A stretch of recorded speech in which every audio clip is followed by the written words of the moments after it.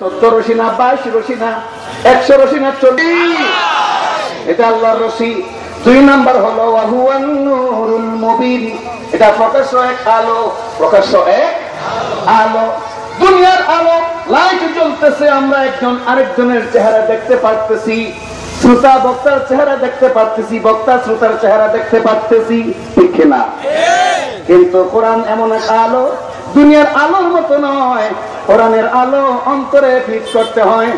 কোরআনের আলো অন্তরে যখন ফিট করা হয়, অন্তরটা আলোকিত হয়ে যায়। একটা অন্তর আরো লক্ষ অন্তরকে আলোকিত করে। ওয়াহুয়া নূরুল মুবিন ওয়াশিফাউন নাফি'। কোরআন অব্যর্থ এক মহৌষধ, এমন ঔষধ কোরআন যা কখনো ব্যর্থ হয় না। তার রোগীকে সে অবশ্যই কমপ্লিট সুস্থ করে তারপর দায়িত্ব শেষ করে। কোরআন অব্যর্থ মহৌষধ, এর অনেক বড় ব্যাখ্যা, সব ব্যাখ্যা বলে শেষ করা যাবে না, সময় কম। আকাদুল লিমান তামাসসাকা বিহি, আর যে কোরআন গ্রহণ করলো সে এক মজবুত বাঁধন, মজবুত এক বন্ধনে আবদ্ধ হলো। কোরআন এক মজবুত বন্ধনের নাম, কোরআন এক মজবুত দুর্গের নাম। যে কোরআন গ্রহণ করলো তার মানে হলো এমন পাওয়ার অর্জন করলো যেই পাওয়ার দুনিয়াতে কেবল বিজয়ী, পরাজিত নয়। ওয়ানাজাতুল লিমান তাবিআহু, আর কোরআনের পঞ্চম বৈশিষ্ট্য হলো যারা কোরআনকে মহব্বত করে, ভালোবাসে। কোরআনকে মহব্বত করার ভালোবাসা এর ব্যাখ্যা কি এটাও একটু বলতে হবে। কোরআনকে ভালোবাসার মানে হলো কোরআনকে সরাসরি এমনি ভালোবাসে, কোরআনকে চুমু খায়, কোরআনকে তিলাওয়াত করে। আর হয়তো কোরআন তিলাওয়াত জানে না এমনও হতে পারে, কিন্তু মুসলমান কোরআন তিলাওয়াত জানে না, কিন্তু যারা তিলাওয়াত করেন তাদেরকে ভালোবাসে। যেখানে কোরআন পড়ানো হয় সেই প্রতিষ্ঠানকে ভালোবাসে। যারা কোরআনকে ধারণ করেছেন এদেরকে মহব্বত করে ভালোবাসে। আল্লাহ রাসূল বলেন এরা সবই হলো কোরআনের প্রেমে প্রেমী। এরা সবাই কোরআনের প্রেমে প্রেমী। আমার প্রাণের ভাইরা, রাসূল আকরাম সাল্লাল্লাহু আলাইহি ওয়াসাল্লাম বলেন যারা কোরআনকে অনুসরণ করে, কোরআনের আইন মানে, কোরআনের বিধান মানে, কোরআন তাদেরকে মুক্তির জন্য ব্যবস্থা করে দেয়। যে ব্যক্তি এই কোরআনকে অনুসরণ করে কোরআনের তাবে হয়ে যায়, সেই ব্যক্তিকে এই কোরআন নাজাত দেয় আল্লাহর কাছ থেকে। আল্লাহর কাছ থেকে সুপারিশ করে সে গুনাহগার হলে নাজাত দেয়। এর সপক্ষে একটা হাদিসও মজবুত আছে, প্রসিদ্ধ হাদিস। আপনারা হয়তো অসংখ্যবার ওলামায়ে কেরামের জবান থেকে শুনেছেন। সত্যিকার অর্থে কেউ যদি কোরআনকে ভালোবাসে, মহব্বত করে, কোরআনী সমাজের জন্য চেষ্টা প্রচেষ্টা চালায়, ইসলামী আইন প্রতিষ্ঠা করার জন্য সে যদি সময়কে বন করে, সময়কে বিলায়া দেয়, বিতরণ করে, সে যদি এইভাবে কোরআনের প্রেমিক হয়ে যায়, এই ব্যক্তির মৃত্যুর পরে কবরে ছেলে যাবে না, মেয়ে যাবে না, বাবা যাবে না, ঠিক কিনা?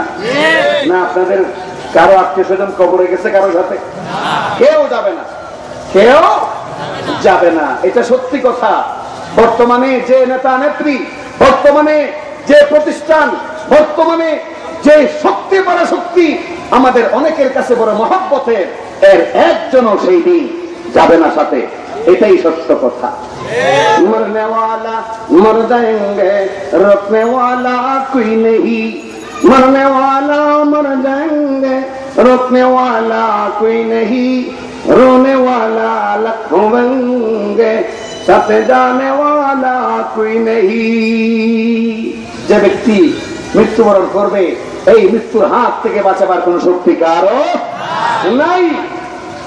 আর তার সাথে কেউ যাবে না কান্না করার জন্য। লাখো মানুষ পাওয়া যাবে, একজনও সাথে যাবে না। এমনকি আদরের সন্তান, যুবক সন্তান, যার যৌবনের কথা চিন্তা করে, যার ভবিষ্যতের কথা চিন্তা করে, আমি আমার জীবন যৌবনকে বিসর্জন দিয়েছি, আমি আমার সব চেতনা চিন্তাকে তার জন্য ব্যয় করেছি, সেই সন্তানও আমার প্রাণের ভাইরা একটা সেকেন্ডের জন্য আমার কবরের সঙ্গে হবে না। কিন্তু যদি কোরআনের প্রেম আমার অন্তরে থাকে, হুব্বে কোরআন, মহব্বতে কোরআন যদি অন্তরের ভিতরে থাকে, মৃত্যুর পরে কেউ সাথে না থাকলেও মুনকার নাকির যখন আসবে সওয়াল করার জন্য, ওই ব্যক্তি উঠে থাকবে। ওই মুহূর্তে আসরে নামাজ চলে যায় অবস্থা। যেহেতু কোরআন প্রেমিক, অবশ্যই সে নামাজের প্রেমিক, ঠিক কিনা? সে তখন ফেরেশতাকে বলবে, ভাই আপনার প্রশ্নের উত্তর অবশ্যই আমি দেব, তার আগে আপনি আমার নামাজের জন্য ওযুর পানির ব্যবস্থা করে দেন। ও মুসলমান, আল্লাহর কাছে দোয়া করেন, দোয়া করেন ওই ব্যক্তির মতো যেন আমরা কবরবাসী হই, যেই ব্যক্তি মুনকার নাকিরের প্রশ্নে ভীত না হয়ে ওযুর পানির তলব করে। সবাই রাজি আছেন তো? দেখি কোন কোন হাত রাজি। আল্লাহ কবুল করুন, আমিন। মুনকার নাকির যখন আসবে ওযুর পানির তলব করবে, তখন মুনকার নাকির বলবে, ভাই এখানে নামাজ টামাজের কোনো প্রয়োজন নাই, এগুলো লাগবে না। তখন এই ব্যক্তির মাথার দিক থেকে কোন হাদিসের ডান দিক থেকে যুবকের সুরত ধারণ করে এক সুপুরুষ এই ব্যক্তিটার সামনে এসে হাজির হয়ে বলবে, লা তাহজান, আপনার পেরেশানি হওয়ার কোনো কারণ নাই, ভয়ের কোনো কারণ নাই, আমি আপনার বন্ধু এবং আমার ডিউটি জান্নাত পর্যন্ত পৌঁছানো। তখন লোকটা বলবে, ভাই কে তুমি, কে তুমি? সাথে তো আমার কেউই আসলো না। মিট্টি কা ঘর, মিট্টি কা ঘর, মিট্টি মে মিল জানা রে, মিট্টি কা ঘর, মিট্টি কা ঘর, মিট্টি মে মিল জানা রে, कोई गज का सादा कपड़ा संग तेरा जाना रे, खाट पालंग बालखाना कुछ न जाए संग रे, अरे भाइया छोड़ दो दुनिया की सब जाना रे। कबरे সামান্য কয়েক গজ সাদা কাপড় ছাড়া আর কিছুই তো সঙ্গে হবে না। কেউ আসলো না সাথে। এত আদর করতাম পীর বাবাকে, পীর বাবাও আসলো না। এত মহব্বত করতাম লিডারকে, নেত্রীকে, সেও আসলো না। এত ভালোবাসতাম এলাকার বড় ভাইকে, সেও আসলো না। এত মহব্বত করতাম কলিজার টুকরা সন্তানকে, যার মহব্বতে পড়ে যৌবনকাল স্ত্রীর কাছে না কাটাইয়া চট্টগ্রাম সিলেটে কাটিয়েছি, যার মহব্বতে পড়ে বরিশাল বাড়ি, ঢাকায় সারা জিন্দগি গার্মেন্টসের দোকানে কাটাইয়া দিলাম। সন্তানের ভবিষ্যতের চিন্তা করে নব যৌবনা দীপ্তা মহিলা আমার স্ত্রীর কাছে আমি থাকলাম না, সেই সন্তান আমার সাথে আসলো না। অথচ আমার সন্তানের বয়সে যুবকের সুন্নাত ধারণ করে তুমি কে এসেছো পরিচয়টা দাও।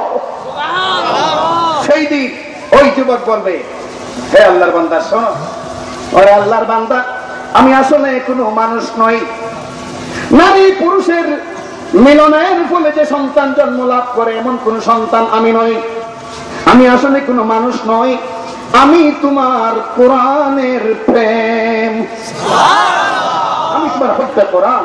কোরআনকে তুমি ভালোবাসতে কোরআনের মাহফিল হয়েছিল, কৈবর্তমারা জামে মসজিদের উদ্যোগে সমস্ত কাজকে ডিলিট করে দিয়ে, ক্যান্সেল করে দিয়ে এই মাহফিলে, কোরআনের মাহফিল, এই জন্য তুমি এসে অংশগ্রহণ করেছিলে। আল্লাহর কাছে বড় মহব্বত, আল্লাহর কাছে বড় ভালো লেগেছিল এই কাজটা। এই জন্য আল্লাহ পাক তোমার এই নেক কাজটাকে একটা যুবকের সুরত ধারণ করে তোমার পাহারাদারি করার জন্য আমাকে নিয়োগ করেছে।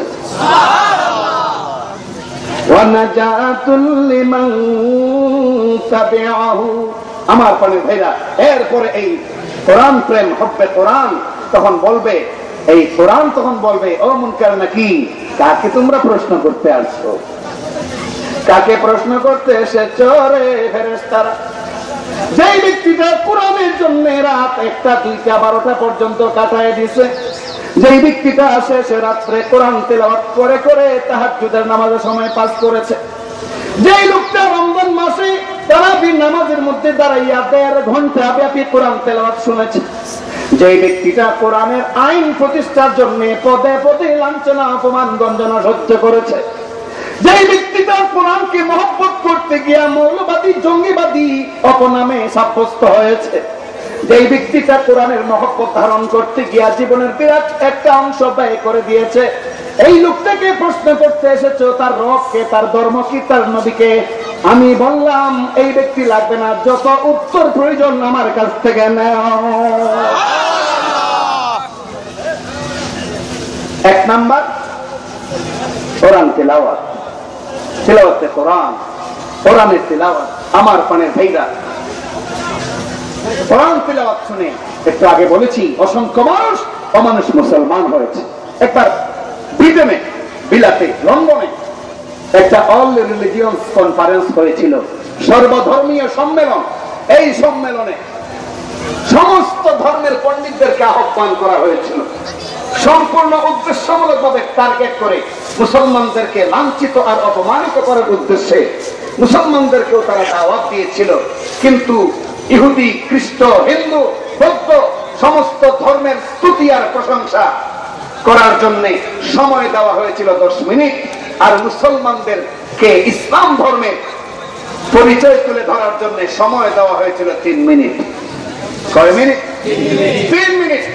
এই 3 মিনিটে সাধারণ একটা কথাও বলে শেষ করা যায় না। মুসলমানরা চিন্তায় পড়ে গেল, কি করা যায়, কি করব। যদি শরীক হয় তাহলে বেইজ্জত হওয়া ছাড়া কোনো উপায় নাই। কারণ পরিষ্কার বুঝতেছি ওরা আমাদেরকে অপমান করার জন্য এটা একটা নাটক সাজাইছে, নাটক সাজাইছে। এরা স্লোগান দিচ্ছে এই সম্মেলনে যে ধর্মের ব্যক্তি তার ধর্ম সম্পর্কে পরিষ্কার ধারণা দিতে পারবে, সারা বিশ্বে সেই ধর্মই হবে সবচেয়ে প্রশংসিত ধর্ম। সুবহানাল্লাহ বলছেন আপনারা? সুবহানাল্লাহ বলার কথা। নামাজ পড়তে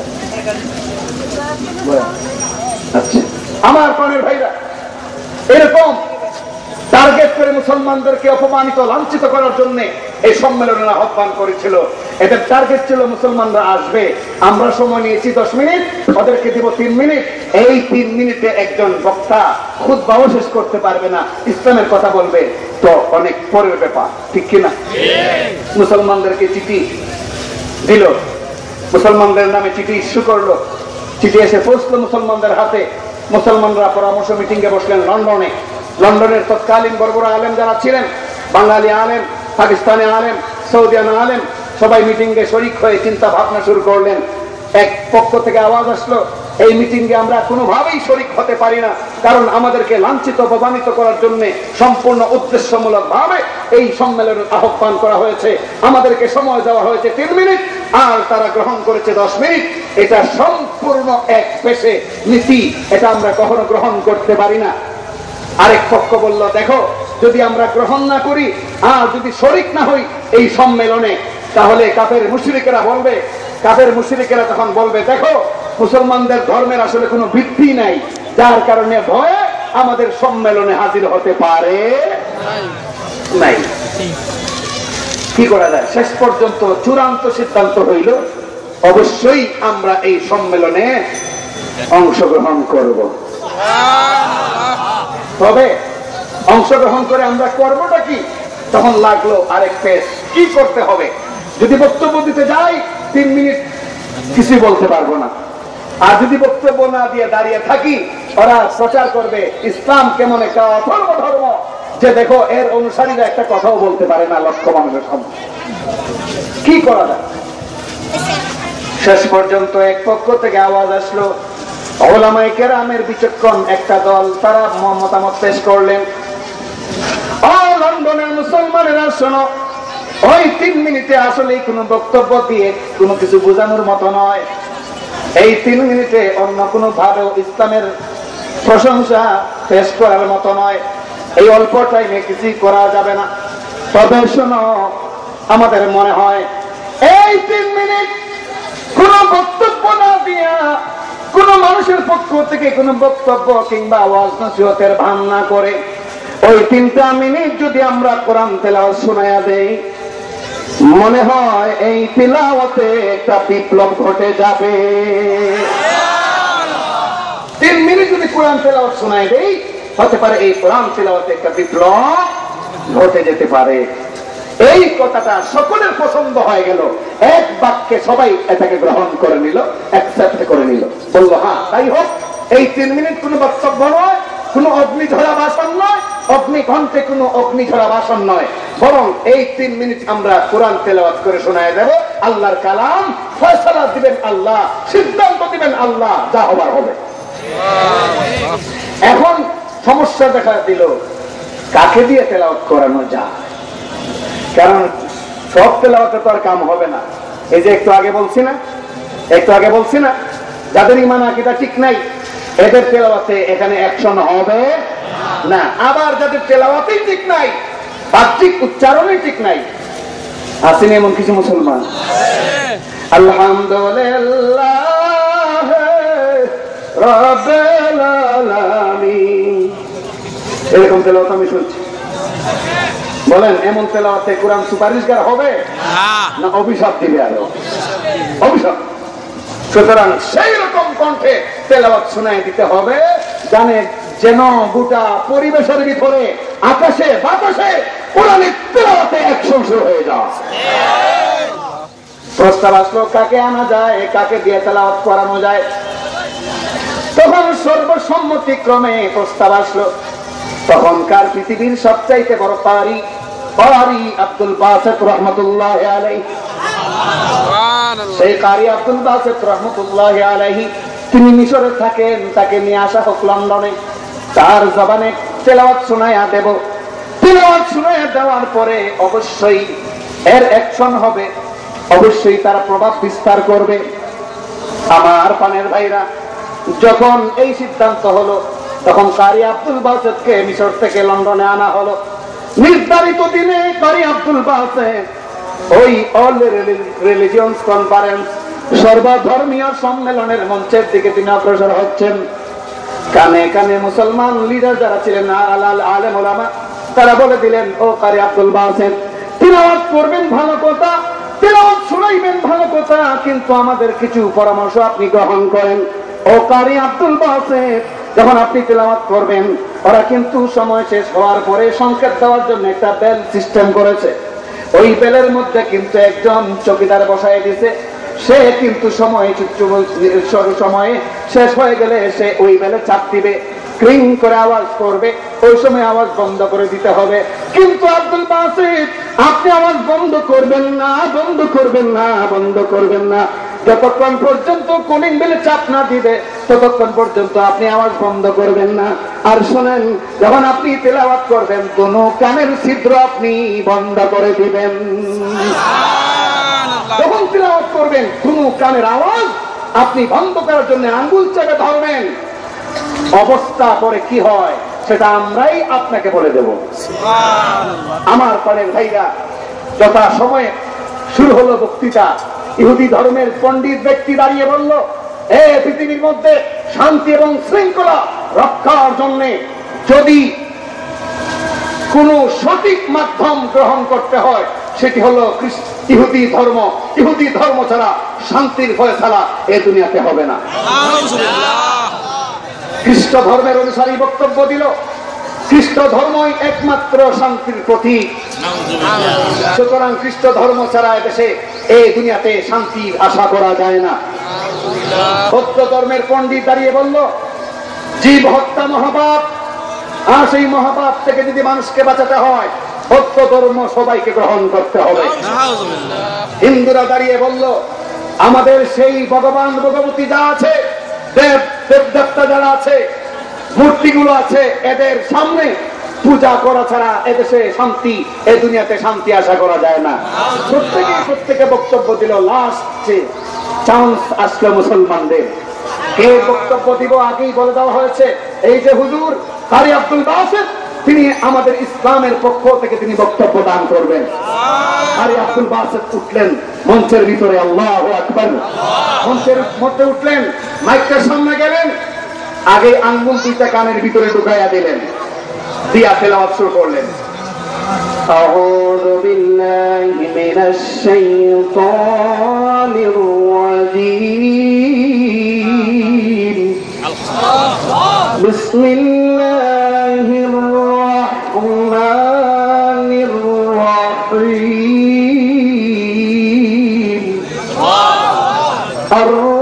الرحمن علم القرآن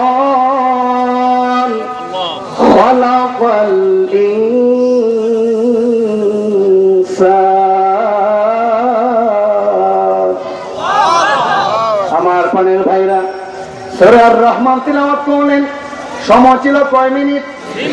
আরো আওয়াজ দিয়ে বলতে হবে কয় মিনিট?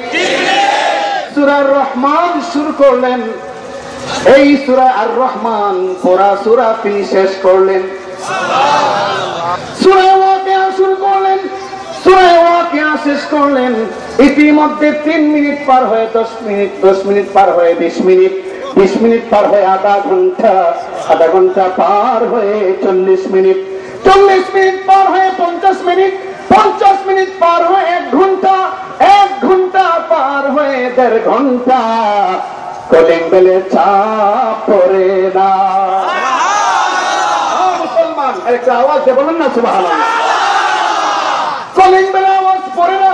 আমার পানির ভাইরা, এই অবস্থায় পারি আব্দুল বাসিত 1.5 ঘন্টা তেলাওয়াত করার ফলে তিনি ক্লান্ত হয়ে পড়েছেন, শ্রান্ত হয়ে পড়েছেন, পেরেশান হয়ে পড়েছেন। 1.5 ঘন্টা পরে দেখেন আর তেলাওয়াত কখনো চালু রাখা যায় না। এই অবস্থায় কারি আব্দুল বাসিত রাহমাতুল্লাহি আলাইহি আওয়াজ করে সবাই বলেন রাহমাতুল্লাহি আলাইহি, রাহমাতুল্লাহি আলাইহি। তখন তিনি তেলাওয়াত বন্ধ করলেন। তেলাওয়াত বন্ধ করার পর দেখা যায় মুরগি গলা কেটে যখন ছেড়ে দেওয়া হয় তখন দেখবেন মুরগি কিন্তু পাতিলের ভিতরে 2টা নাড়া দেয়, কিন্তু খাঁচার ভিতরে 2টা নাড়া দেয়, ঠিক কিনা? আমার পানের ভাইরা, গলা কাটা মুরগির মতো ওই মঞ্চে যারা ছিল 50 জন জেনারেল ছিল, গোটা দুনিয়া থেকে এদেরকে আমদানি করা হয়েছিল। ওই 50 জন জেনারেল সহ অসংখ্য অজস্র মানুষ গলা কাটা মুরগির মতো পরে লাভাইতেছে আর বলতেছে, ও কারি আব্দুল বাসিত, ও কারি আব্দুল বাসিত, কি শুনাইলা? ও কারি আব্দুল বাসিত, কি তুমি শুনাইলা? জীবনে বহু নায়িকা গায়িকার কথা শুনেছি, বিভিন্ন গান বাদ্য শুনেছি, এত মধুর কণ্ঠে কোনো তেলাওয়াত শুনি নাই। জীবনে বহু গুরুত্বপূর্ণ প্রবন্ধ শুনেছি, বিভিন্ন লেখকের লেখা কলাম পড়েছি, কিন্তু এত সুন্দর কথা কোনোদিন পড়ি নাই, দেখি নাই। ও কারি আব্দুল বাসিত, থামলে কেন রে আব্দুল বাসিত? তিলাওয়াত কর, তিলাওয়াত কর, তিলাওয়াত কর। তোর তিলাওয়াত শুনে শুনে আমরা মৃত্যু পর্যন্ত পৌঁছে যাব। আমার পানে ভাইরা, 50 জন জেনারেল সারা বিশ্ব থেকে আমদানি করা হয়েছিল। ইতিহাস লিখে এই 50 জনের 50 জন কোরআন তেলাওয়াত শুনে মুসলমান হয়ে গেছে। একটু আওয়াজে বলেন না সুবহানাল্লাহ। আমার পানে ভাইরা, 1 নাম্বার আল্লাহর নৈকট্য হাসিলের মাধ্যম। এই আয়াতের মধ্যে আল্লাহ কয়টা বলছেন? 3টা। আর আওয়াজ দিয়ে বলেন কয়টা? 1 নাম্বার তেলাওয়াতে কোরআন, 1 নাম্বার কি? তেলাওয়াতে কোরআন। 2 নাম্বার ইকামতে সালাত। 2 নাম্বার কি? ইকামতে সালাত। পবিত্র কোরআনে 82 জায়গায় কোরআনে নামাজের কথা বলা হয়েছে, সালাতের কথা বলা হয়েছে। কোথাও কখনো এই কথা বলা হয় নাই যে নামাজ পড়ো, এই কথাটা কখনো বলা হয় নাই। বরং বলা হয়েছে নামাজ কায়েম করো, কায়েম করো, কায়েম করো। আল কায়েম শব্দের অর্থ হইল কোন জিনিসকে সোজা করে দাঁড় করানো, সোজা করে ত্রুটি মুক্ত ভাবে দাঁড় করানো, এটাকে কায়েম বলা হয়।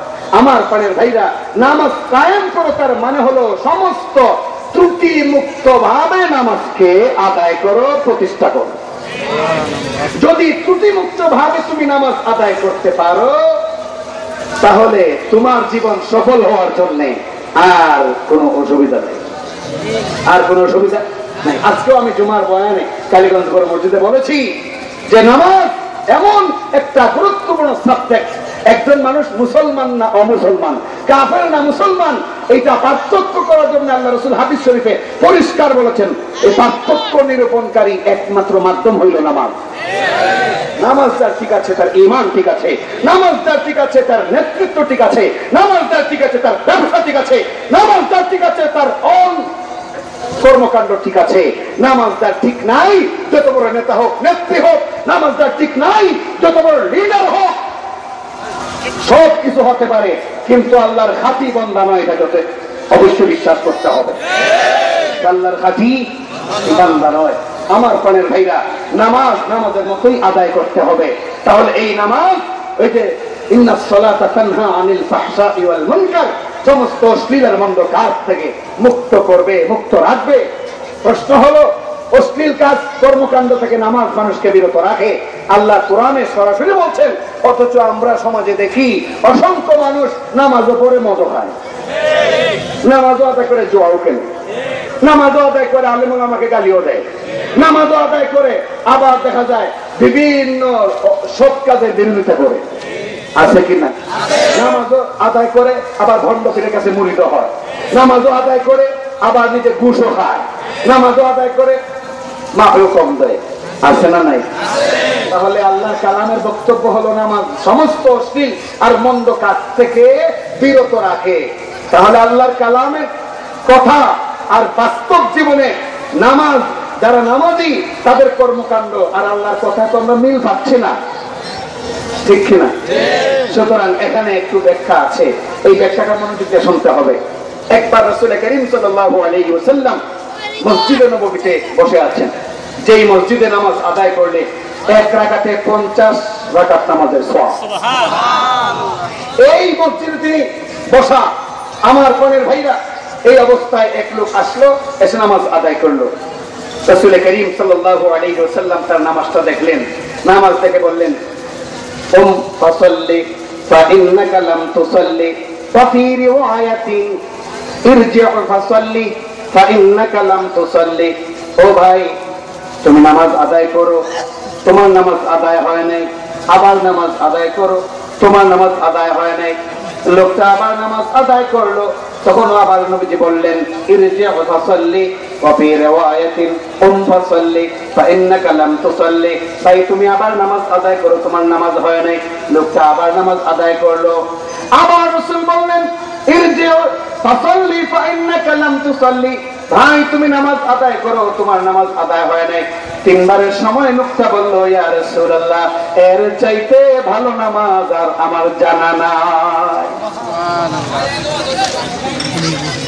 এর চাইতে ভালো নামাজ আমার জানা নাই। মেহেরবানি করে আপনি দেখায় দিন কেমনে নামাজ পড়বো। রাসূল করিম সাল্লাল্লাহু আলাইহি ওয়াসাল্লাম তখন বললেন, ভাই, তুমি যে নামাজ আদায় করেছো, তোমার রুকু ঠিক নাই, সিজদা ঠিক নাই, তোমার কিয়াম ঠিক নাই, কওমা ঠিক নাই, জলসা ঠিক নাই, তোমার কিছু তো ঠিক নাই। বাহ্যিক যা দেখলাম একটাও ঠিক নাই, ভিতরে না জানি কি অবস্থা। সুতরাং এই অবস্থায় তোমার নামাজ আল্লাহর দরবার পর্যন্ত পৌঁছবে না। সাল্লু কামা রাআইতুমুনি উসাল্লি। সুতরাং আমি নামাজ আদায় করছি, আমার নামাজ দেখো, আমার নামাজ দেখে তারপরে তুমি নামাজ আদায় করো। আমি যেভাবে নামাজ আদায় করি, এইভাবে যদি তুমি নামাজ আদায় করতে পারো, তাহলেই তোমার নামাজ মিজানে পুলসিরাতে, কবরে, হাসরে, এমনকি সব বিপদ আপদ থেকে তোমাকে মুক্ত করে জান্নাতের চাবিটা তোমার হাতে ধরায়া দেবে। আসসালাতু মিফতাহুল জান্নাহ। শুধু তাই নয়, রাসূল করিম সাল্লাল্লাহু আলাইহি ওয়াসাল্লাম ওই সাহাবীর সামনে, আর অসংখ্য সাহাবী ছিলেন, আরেকটা লম্বা হাদিস তিনি বর্ণনা করলেন সবার সামনে। রাসূল করিম সাল্লাল্লাহু আলাইহি ওয়াসাল্লাম তখন বললেন, আসসালাতু ইমাদুদ্দিন ফামান আকামাহা ফাকাদ আকামাদ্দিন ওয়া মান তারাকাহা ফাকাদ হাদামাদ্দিন। আসসালাতু ইমাদুদ্দিন, নবীজি উদাহরণ দিয়ে বুঝাইলেন, নামাজ হইল ধর্মের খুঁটি। নামাজ কি? ধর্মের খুঁটি। খুঁটি বুঝেন তো? এই খুঁটির মধ্যে এই প্যান্ডেলটা টিকে আছে, ঠিক কিনা? নামাজ হলো ধর্মের খুঁটি। ফামান আকামাহা ফাকাদ আকামাদ্দিন। এই নামাজকে নামাজের মতো করে যারা আদায় করবে, অর্থাৎ নামাজ প্রতিষ্ঠা করবে, সে ধর্মকে প্রতিষ্ঠা করলো। ওয়া মান তারাকাহা ফাকাদ হাদামাদ্দিন। আর যারা নামাজ ছেড়ে দিল, নামাজকে নষ্ট করে দিল, এরা ধর্মকে নষ্ট করে দিল। কত সাংঘাতিক রকমের কথা। আমার প্রাণের ভাইরা, শুধু তাই নয়, রাসূল করিম সাল্লাল্লাহু আলাইহি ওয়াসাল্লাম বললেন, ও সাহাবায়ে কেরাম শুনো, নামাজ তো এমন একটা হাজিরা, আল্লাহর দরবারে বান্দার হাজিরা। মন্ত্রী মিনিস্টার যখন প্রধানমন্ত্রীর সামনে হাজিরা দেয়, প্রধানমন্ত্রী সহ মন্ত্রী মিনিস্টার সবাই যখন রাষ্ট্রপতির সামনে গিয়ে হাজিরা দেয়, তখন রাষ্ট্রপতির ইজ্জত আবরু সম্পর্কে তাদের চিন্তা চেতনা থাকে, ধারণা থাকে, ঠিক না? এমন কোনো কাজ করা যাবে না, এমন কোনো কথা বলা যাবে না যার মাধ্যমে রাষ্ট্রপতির সম্মানের হানি হয়। আমার প্রাণের ভাইরা, দুনিয়ার সমস্ত রাষ্ট্রপতির উপরে যিনি রাষ্ট্রপতি তিনি হলেন আল্লাহ। সব কণ্ঠে এক বাক্যে বলুন, সেই মহারাষ্ট্রপতি কে? তিনি হলেন আল্লাহ। ওই আল্লাহর সামনে তুমি দাঁড়াইবা, তোমার সাথে গন্ধ, তোমার পাঞ্জাবির মধ্যে গন্ধ, তোমার কাপড় চোপড়ে ময়লা, তোমার মনোযোগ ঠিক নাই, তোমার সময়ের তাড়াহুড়া, এই অবস্থায় তুমি মহান মালিকের সামনে দাঁড়াইবা। ও বান্দারে, তোমার নামাজের জন্য আল্লাহ তো ঠেকায় পড়েন নাই, বরং আল্লাহর কাছে তুমি মহা ঠেকা। আমার পানের ভাইরা, নামাজ যদি নামাজের মতো আদায় করা হয়, আল্লাহ পাক রব্বুল আলামিন সমস্ত অশ্লীল মন্দ কাজ থেকে অবশ্যই হেফাজত করেন, সাথে সাথে দুনিয়ার সমস্ত সমস্যা থেকে আল্লাহ পাক সমাধান দেন। বিশ্বাস হয় আপনাদের? বিশ্বাস হয়? একটা উদাহরণ দিচ্ছি। আমাকে ইমাম সাহেব, খতিব সাহেব জনাব মাওলানা ইলিয়াস ফারুকী দামাত বারাকাতুহুম 8:30 পর্যন্ত আমাকে সময় বেঁধে দিয়েছেন। 8:30 বয়ান শেষ করার জন্য তিনি বলেছেন, হয়তো বা পরামর্শ করেই বলেছেন 8:30 পর্যন্ত আলোচনা চলবে, আর 15 মিনিট সময় আছে। এর ভিতরে বিনা প্রয়োজনে একজন উঠবেন না। মেহেরবানি করে এই অনুরোধটুকুন রক্ষা করবেন আপনারা ইনশাআল্লাহ। আমার পরে ভাইয়া, নামাজ মানুষকে অশ্লীল আর মন্দ কাজ থেকে যেইভাবে হেফাজত করে, ঠিক তেমনি ভাবে দুনিয়ার সমস্ত বিপদ আপদ, বালা মুসিবত, অভাব অনটন থেকেও হেফাজত করে। সমস্যা হইল আমাদের আকীদার ঘাটতি, আমাদের ঈমানের ঘাটতি। আমরা বিশ্বাস করার মতো করি না বলে আজ পর্যন্ত আমাদের নামাজে আমাদেরকে কোনো উপকার দিতে পারে না। আর না হয় সাহাবায়ে কেরামের জীবনী তালাশ করে দেখুন। আমার পানের ভাইরা, নামাজে দাঁড়িয়ে আছেন, নামাজে দাঁড়িয়ে আছেন, নামাজে দাঁড়িয়ে আছেন, ঘরে খাবার নাই, ঘরে খাবার নাই, ঘরে খাবার নাই, নামাজে দাঁড়িয়ে আছেন। নামাজ কমপ্লিট করে আল্লাহর কাছে হাত তুলে বললেন, মাবুদ কোনো খাবার দাবার কিছু নাই, ঘরে মেহেরবানি করে দয়া করে আপনি ব্যবস্থা করুন। নামাজ শেষ করে ঘরে এসেছেন, স্ত্রী বললেন, ও প্রাণের স্বামী, কেমন মালিকের কাজ ধরলেন? খুব ভালো মালিক, রুটি মুটি সব রান্না করে, গুস্ত রেডি করে সব কিছু দিয়ে বাড়িতে পৌঁছায় দিয়েছে, আপনি আসতে এত দেরি করলেন কেন? আসলে কি দুনিয়ার কোন মনিব পাঠাইছে নাকি মহামনিব পাঠাইছে? নামাজের সব রকমের সমস্যার সমাধান আমরা তো অনুসরণ করবো এই মসজিদ নাকি করতে পারে না?